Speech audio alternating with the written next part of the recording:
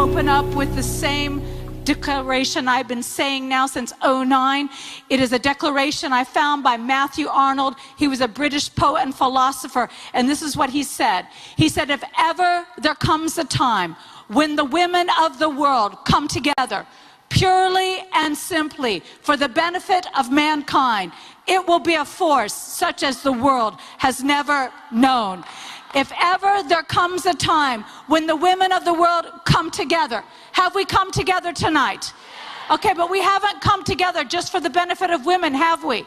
We've come together for the benefit of all. And God can only bless what benefits all. See, the feminists used to come together, but they didn't come together for the benefit of all. They came together only for the benefit of women. And God is looking for a people who will gather to benefit all. And Matthew Arnold looked around in his day and he knew the women couldn't vote. He knew they couldn't inherit land. He knew they couldn't buy land. And he said, but if ever there comes a time that the women can come together, where they have influence, where they have voice, and when they decide to build together, it's going to be a force such as this world has never known. And if there was ever a need for the coming together of a force such as this world has never known, now is this time. I remember the first time I read this quote, it literally took my breath away. I remember thinking, could it be we have awakened in this moment? See, we need to understand it's not even about seasons anymore. It's about people who understand their moment. We are in a moment in God, and if you will take this moment and you will believe it's a heaven-breathed moment, and you will weigh the words, not just as my words, but if you will weigh the words as heaven speaking directly to you, then something will open up inside you. So I need you to change the way you see yourself in this moment, because if you change the way you see yourself, you very well may change your world. So I need you to stop being afraid of your strengths. I need you to stop being afraid of your questions.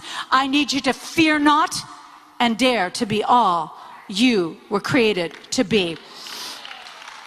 Because God's dream for you is the enemy's nightmare. I'm going to be preaching to you tonight about being dangerous and fully awake. But to take you forward with this, I'm going to have to take you back 17 years. And before you would stand a very different woman than the one who stands before you right now. She would be overwhelmed. She would be anxious. She would be so shy that her husband would have to sit her down and say, baby, everybody thinks you're stuck up because you don't talk to everybody. I don't know why he thought that would cure me of the fear of everybody else. It had the very opposite effect. I was overwhelmed. I was just like, oh my gosh, everybody's watching me. Everybody hates me. Everybody thinks I'm stuck up. They don't know I'm terrified. I also was exhausted in that season. I had 3 young children, and I was pregnant with my 4th. I got up every day just living to put my children back to bed again. I remember they would get up and I would say, how long before it's nap time again? Then I would get them up from nap time and I'd be like, how soon can I put them to bed? I remember in that season, I remember one of my boys, I would pray for all of them, be really a sweet Christian mom, and I would start heading down the stairs just hoping that they would all stay in their beds. Please just stay in your beds, please don't move anything. And I remember one of my sons saying, you forgot to pray for me, which always started a chain reaction of all the other ones saying, you didn't pray for me, I don't think you, and I said, I prayed for all of you, I'm not coming up there again, I made it, get on your bed. And I thought, oh my gosh, what kind of mother am I? I am yelling at my children when they're asking me to pray for them.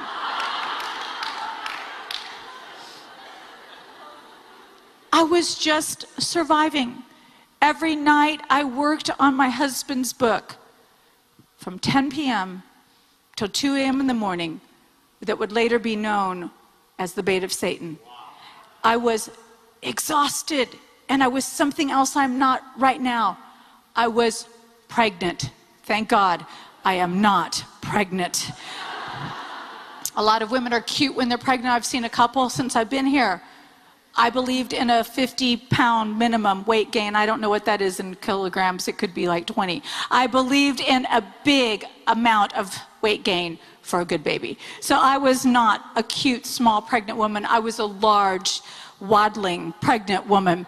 And that is what my world looked like when I tumbled into bed one night and I found myself suddenly, vividly awake in the midst of a night vision that threatened to interrupt all that I had known as safe and small. I found myself standing in front of a magnificent lioness. She was laying on her side on top of a platform of stone. On the front of the platform was the word numbers and then the Roman numerals XX3 or 23. I remember the lioness never moved, but I knew she was more alive than I was. You know, it was in that moment that I realized that everything in heaven is a prototype. It is the pattern. And here is but shadow. I stood and I looked at this lioness, and I don't know if you've ever stood in front of something that just inspires you, but I actually felt like something inside of me was beginning to enlarge, beginning to expand. And when I felt like I couldn't take anymore, I heard a voice behind me say, "With the birth of this son, you will awaken a lioness." I began to shake and come fully awake, immersed in the presence of God, laying in my bed thinking, what the heck was that? Now I need to explain a couple things to you. First of all, I don't wake fully in the morning. Last year, I had the privilege of doing all of the Color Your World conferences. We did 2 in Sydney, then we did 1 in Kiev, and we did 1 in London. And at the end of the very last one in London, I tumbled out of bed. I headed across the street to that Starbucks that I believed God had put there just for me. And usually I was the first person there at 6:30 a.m., but somehow that morning someone had got in front of me in line, and I was okay with that because I recognized this person as Judah Smith's mother. I said, "Good morning, Jenny." And she turned and she looked at me, and then she looked at me. And that was when I realized that I had toothpaste all over my face.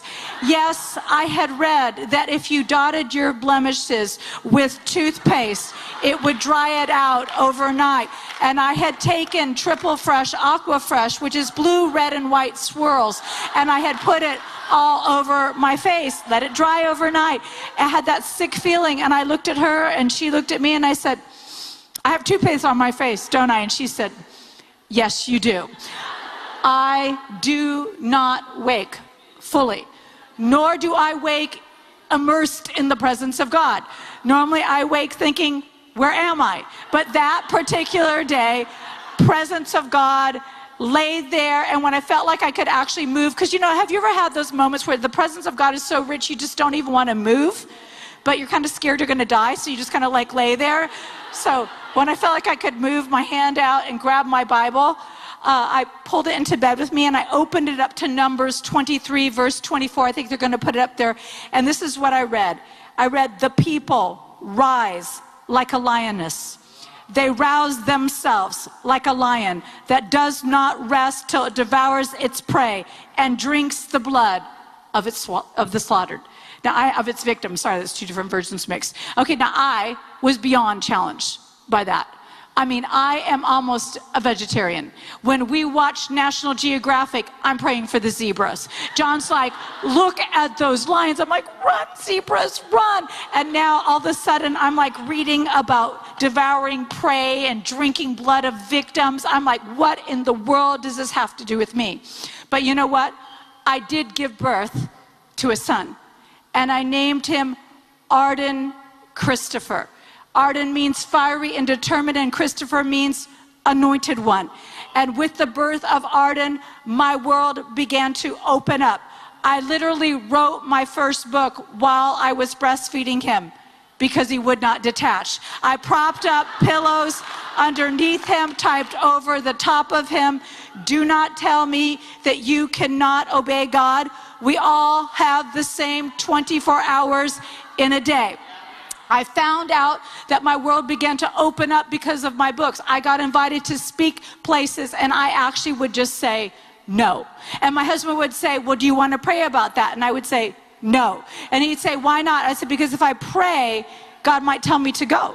And so I'm not going to pray, and then I'm just in ignorance and not in disobedience. And John would be like, no, that doesn't work. But anyway, your gift will make room for you. You give it first, and then it makes room for you. And I found myself actually in 2007 here in New Zealand. And I was kind of like, okay, my world's opened up. I was speaking at Marie's conference with Darlene, Check, and Bobby, and I was kind of like, okay, I'm not quite such a coward as I used to be. I'm kind of a lioness. And I was getting ready to preach before the second sessions when the Holy Spirit brought back before me the lioness. And he said to me, I said, with the birth of your son, you would awaken a lioness. Not that you were a lioness. He said, Jesus is the Lion of the tribe of Judah, and it is time his bride awaken a lioness. And so for 2 years, I studied the lioness. And let me tell you, just as there is no creature that makes a man prouder to be male than the lion, there is no creature that makes me prouder to be a female than the lioness. They hunt together. They're strategic. They greet and groom one another. They don't think what looks bad on you makes me look good. They understand that if you look bad, that means I'm not doing my job. They know their strength is for service. They conceive and give birth together because they nurse and train one another's young. They live in the light, but they hunt in the dark. And each lioness understands she has one talent or one skill that she hones for the benefit of all. It is something called prowess. Now, this is how random I am. After the book was already out, driving in my car, I prayed for a confirmation. I was like, God, was I supposed to write that as a book or just preach it as a message? I would really love a confirmation on that. Well, that night, I was in the throes of a school project, and I don't know if Wellington can appreciate what that looks like in Colorado, but that is when it's like 8 o'clock at night, and one of your sons says, oh, Mom, by the way, I have a school project due tomorrow. And you go downstairs in your basement and you tear apart your other children's school projects and you bring back up the poster board, but your son says, no, that's not the right kind. I need a different kind. So then you go out braving a blizzard to a store to get the right kind of poster board. Before you leave, you pay your other children money to cut out pictures for your son's projects. It's all out on the kitchen table when your husband calls.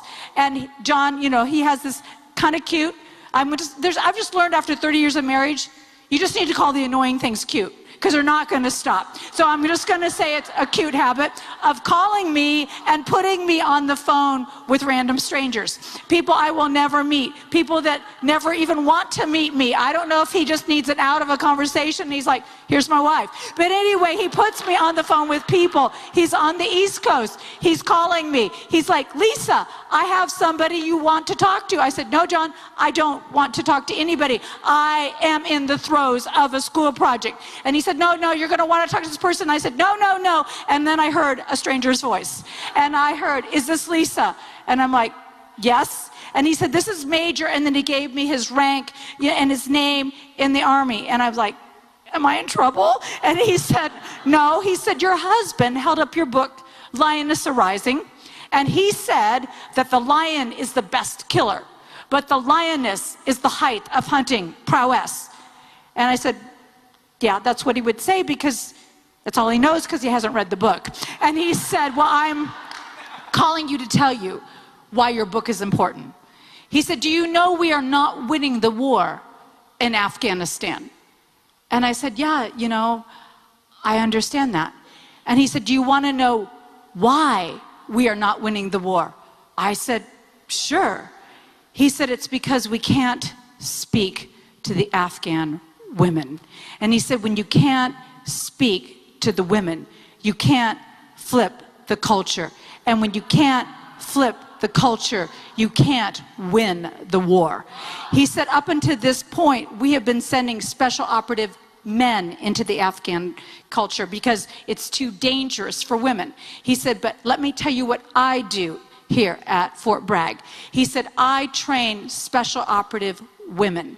He said, we're getting ready to send in a team. He said, here will be their jobs. They're going to go in and tell the Afghan women that they have voice and value. They're going to tell them why democracy will serve their sons and daughters better. They're going to take care of their minor medical needs, and they're going to help deliver their babies. And he said, I need to tell you the name of this group. It's called Team Lioness. They're about ready to be deployed. May I have a copy of your book for all of them? I just about fainted. You know what?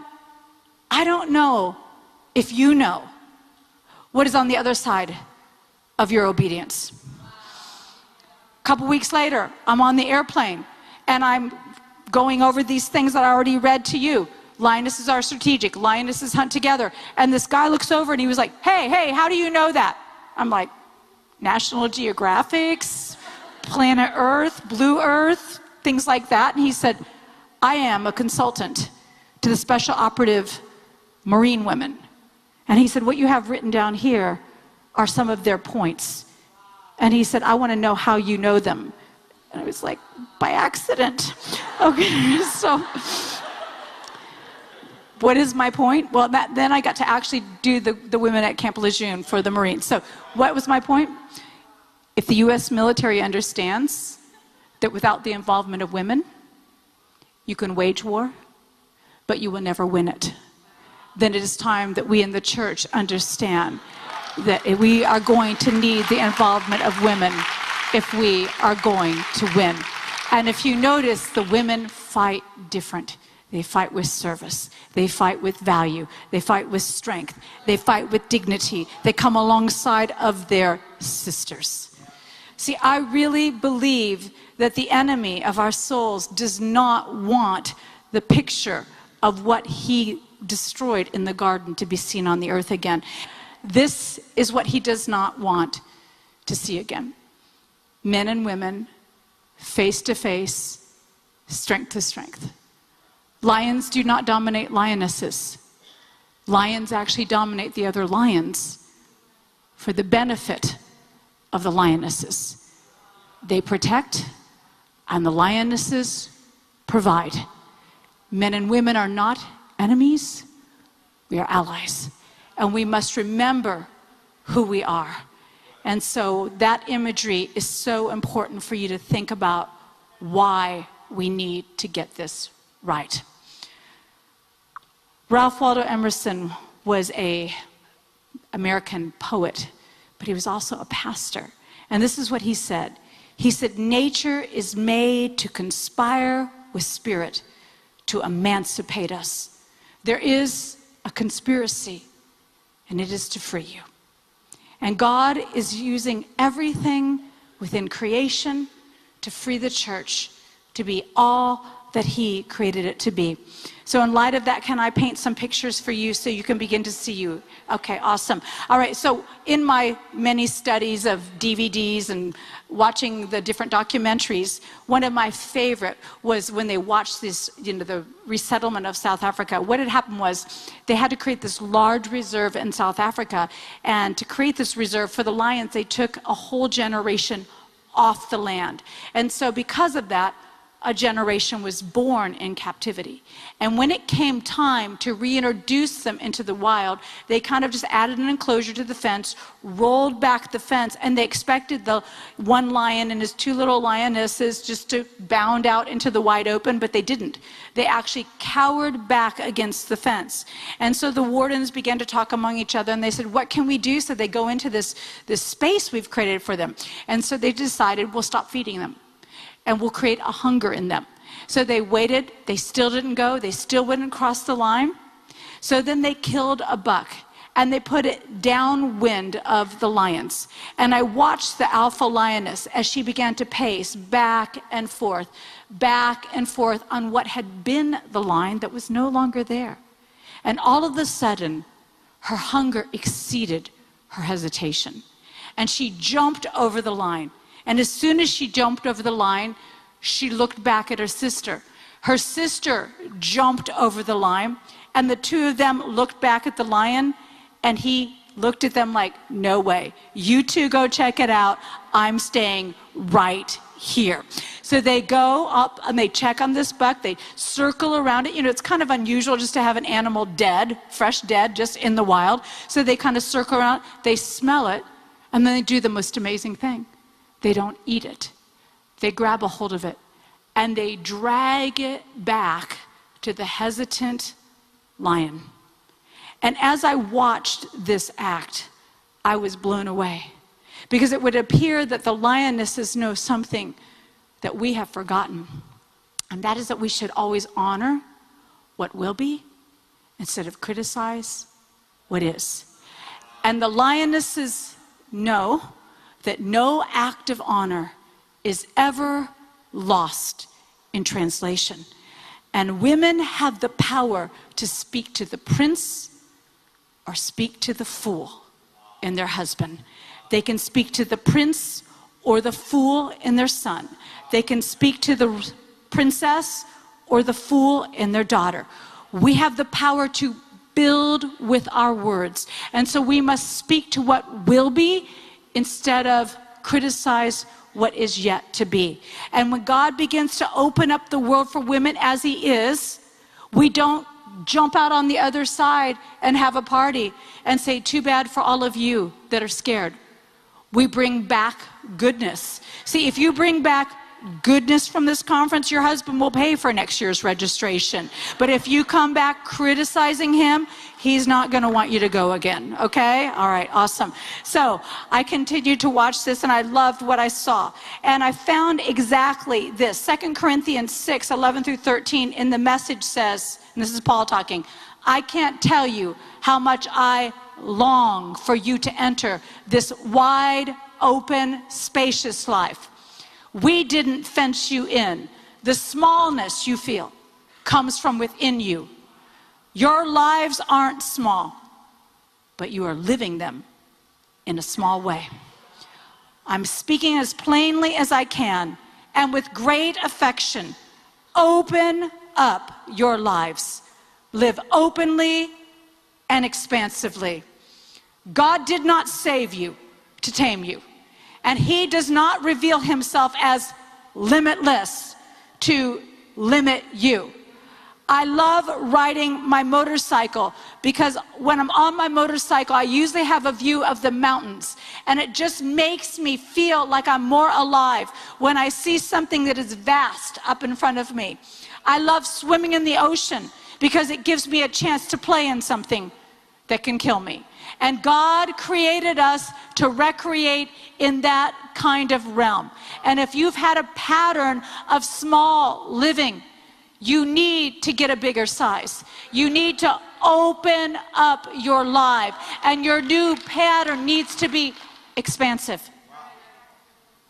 They continued to watch this one lion and his two lionesses, and he had really settled the most prime area because of his lionesses being so awesome and stunning, that all the other lions kept attacking him to take over the lionesses and the land. Because in the animal kingdom, the lionesses hold the land, and the lions only rule it for a couple years. So they were fighting him, and they were fighting him all the time, also because he had a collar around his neck. And lions will attack one another according to their mane width. They're like, I think I can get my jaws around your neck. And so the wardens were like, we got to help this brother. And so they all put on their dart guns, and they get on those vehicles that have no doors and no windows and no roofs, and they drive up on this lion, and they shoot him with the tranquilizer dart. And he just kind of looks at him like, are you serious? And he has this dart hanging off his hip, and he just keeps walking. And they're like, this must be super lion. So they shoot him again. He goes down, incapacitated, but not unconscious. They drive up on him. They're all getting ready to jump off the vehicle when who should appear? Oh, lioness. They never saw her because they're stealth. And she began to pace back and forth in front of the fallen lion. And I heard the narrator say, to get to him, we will have to tranquilize her. And I thought, that is what the enemy has been doing since the beginning of time. To get to the men, he tranquilizes the women. Some of you are saying, I wish I could be tranquilized. You do not understand how tired I am. I would welcome a tranquilizer dart. I would love to be incapacitated for 24 hours.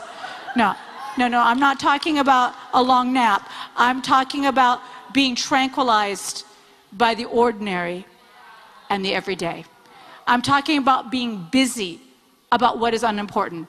I'm talking about from my own life, tri-folding my children's underwear and bleaching the grout with a toothbrush. And God saying to me, I really don't care about your grout. Lisa, are you going to obey me or not? I don't have time to obey you, God. And then all of a sudden I was in a car wreck and I got whiplash and I could no longer bleach the grout. And then God was like, now, do I have your attention? We have a cleaning lady coming in. I'm not saying that he made me have the car wreck, but it certainly used it to get my attention. And you know what? We have to decide what our priorities are going to be. And the truth is, your children don't care that you tri-fold their underwear. You do better just to put a basket in their closet. But God cares about you being fulfilled. And if you are a happy woman, and if you are there for your children, and you have purpose in your life, you're going to model something better than tri-folding underwear. Sorry, somebody needed to hear that. Okay, anyway. Or it could just be me, who knows. All right, so anyway, so they shoot her. She goes down with one dart. They come off, they cut off his collar. They take out his 2 darts, and then they go over to her, and they check her, and they find out she's pregnant. And they're checking, they're kind of like feeling to see if she has like 1 cub or 2 cubs. They're sticking their hand in her mouth. I'm like, who does that? And the whole time, he's growling in the background. He's trying to find his feet. And the narrator's like watching him. They're like, we better get out of here. He's really getting, upset about us messing with his woman. And so they all get on the vehicle. They put it in reverse. They get on the dirt road. They begin to floor it and drive away. And as they drive away, I hear the narrator say, I'm so glad we got out of there. Because there is nothing more dangerous than being in the presence of lions when they are fully awake. And when I heard the pairing of dangerous and fully awake, I thought, is the church dangerous and fully awake? Are we incapacitated and talking in our sleep, aware of what is going on? We're upset about it, but somehow we just can't find our feet. This is not the first time that God asks us to look at creation and learn. Proverbs 6:6 says, you lazy fool. And that's not me talking, that's God. You lazy fool, look at an ant, watch it closely, let it teach you a thing or two. Nobody has to tell it what to do. All summer it stores up food. At harvest, it stockpiles provisions. So how long are you going to laze around doing nothing? How long before you get out of bed? See, I don't think God is asking us to look at the lions and learn the same thing.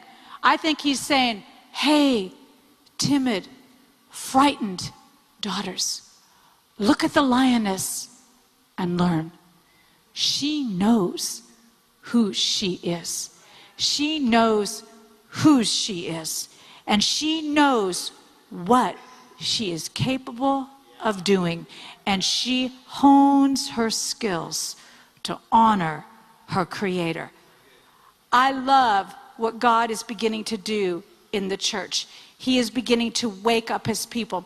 See, I really believe that the lioness I saw was a revelation of what God's people need to look like.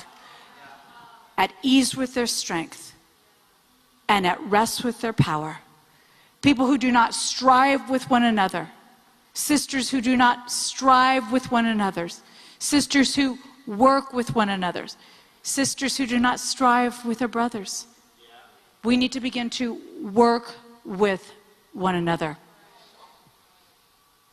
The lionesses hoe the land. The lion lets them rest in his shadow. He deals with the harassment. While I was studying all of this, I got to have the most amazing privilege of going on a safari. I did not think I would like going to bed at 8 o'clock at night and being woke up at 4 a.m., but it was actually my most favorite thing I've ever done in my life. And all 3 days, we followed this one mama lioness and her 3 cubs. And I am a little strange that if I've studied something long enough, I think because I know about it, it knows me. And so on the 3rd day, the mama lioness and her 3 cubs came up on my side of the vehicle. The cubs went first, and then the mama was right there. And I just kind of felt like she had come to say, goodbye, Lisa. And so I very slowly, reached my hand out of the vehicle. I let her head go by. I let her shoulders go by. And I was just getting ready to brush her lower back with my hands ever so gently when John Bevere said, absolutely not. And so I pulled my hand back into the vehicle, and I had to imagine the conversation I would have had with the lioness if John would not have interrupted it. I believe I would have pet her gently, and she would have flipped around, and then she would have realized it was me. And she would have said, Lisa! And I would have said, lioness! And then I'd be overwhelmed that I was having a face-to-face conversation with a lioness, and I would just blurt out, you are stunning! And she would say to me, I know. Then she would sit down and she'd say, do you want to see what I can do? I'd be like, girl, show me. She'd release her claws. And she'd say, with these claws, I can take down an impala and feed the entire pride. Then she'd retract them and she'd show me a paw of velvet. And she'd say, with this paw, I tenderly nurture and raise up the young male and female to be mighty. And the African culture, if a man is a mighty warrior or a hunter, he is called the son of the lioness. Then she'd say, do you want to see what else I can do? And before I could answer her, I think John would interrupt. And he would say, I want to see. And she would bare her teeth. And she'd say, with these teeth, I hunt, I kill, and I defend. But with these same teeth, I move the young from one place to another without ever harming them. Then she'd stretch out to take a 20-hour nap. But before she closed her eyes, she would say to me, I am fearfully and wonderfully made.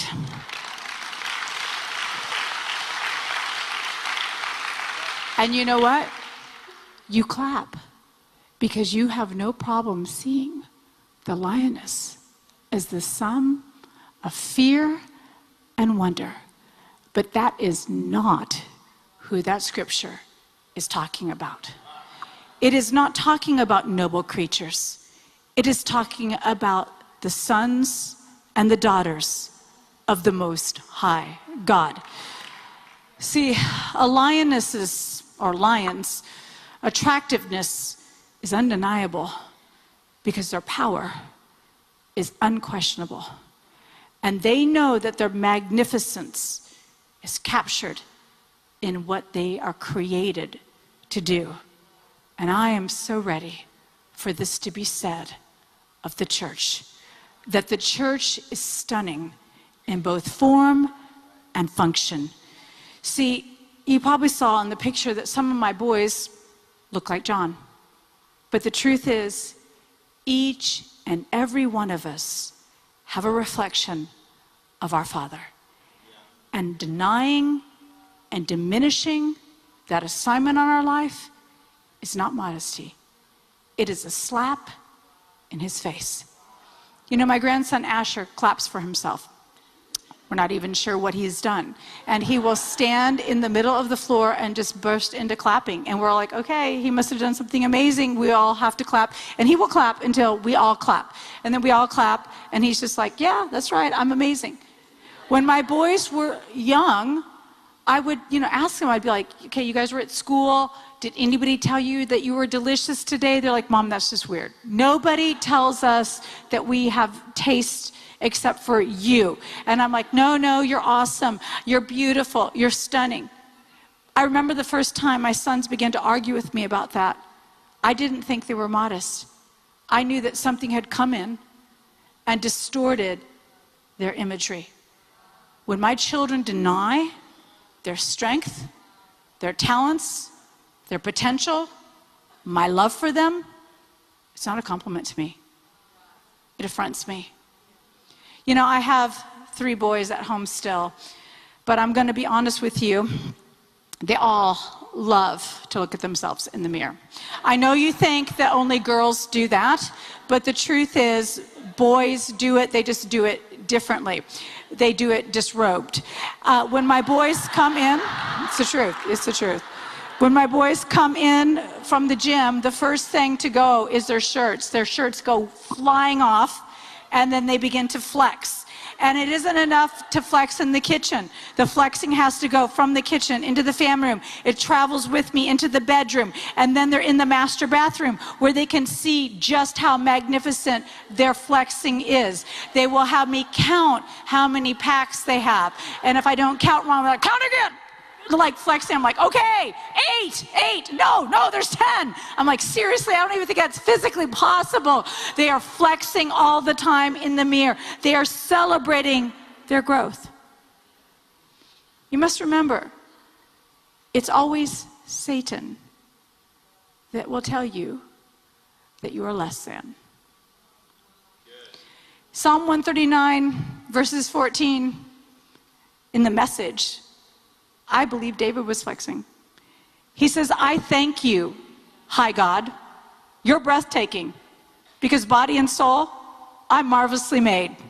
I worship in adoration. What a creation. Okay, I'm serious. I see this played out every day. My husband even does this to me. He'll be like, honey, did you ever think that your husband would look this good at 52? I'm like, wow, you know, no, when I was 12, I wasn't thinking, what is my husband going to look like at 52? He's like, honey. And I'm like, seriously, loves flexing. I believe that we're supposed to look into the mirror, but not in our bathroom mirror. We're supposed to look into the mirror of the Word.